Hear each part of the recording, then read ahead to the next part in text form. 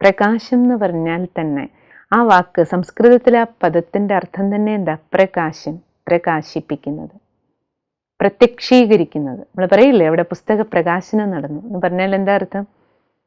അത് ലോകത്തിന് മുന്നിൽ കാണിച്ചു കൊടുത്തു, വെളിവാക്കി കൊടുത്തു. അപ്പോൾ ഈശ്വരൻ ഒരു പ്രകാശമാണ് എന്നുള്ള യാഥാർത്ഥ്യം സർവമതങ്ങളും വിരൽ ചൂണ്ടുന്നുണ്ട്. അപ്പം ആ പരമപ്രകാശത്തിലേക്ക് നമ്മൾ എപ്പോഴാണോ ഏകാഗ്രമാകണേ, അപ്പം നമ്മുടെ ഉള്ളിലേക്കും വെളിച്ചം നിറയ്ക്കുക. ഗുണങ്ങൾക്ക് രൂപമില്ല, പക്ഷെ എല്ലാ ഗുണങ്ങളുടെയും സ്രോതസ്സിനൊരു രൂപം തീർച്ചയായിട്ടും ഉണ്ടല്ലോ. അപ്പോൾ ഭഗവാന്റെ ആ രൂപത്തിലേക്ക് നമ്മുടെ ശ്രദ്ധ പോകണം. അപ്പം നോക്കൂ, ഒരു പൂവിൽ നിന്ന് സുഗന്ധം വരും.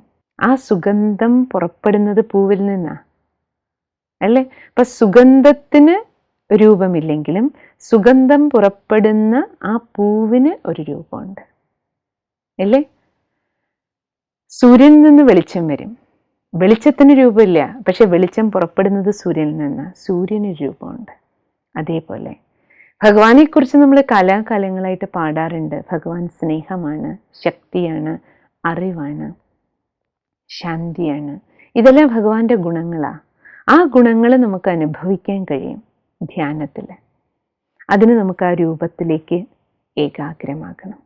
സ്നേഹത്തിനും ശാന്തിക്കുമാണ് രൂപമില്ലാത്തത്, പക്ഷേ ഈ ഗുണങ്ങളെല്ലാം പുറപ്പെടുന്നത് ഒരു സ്രോതസ്സിൽ നിന്ന്.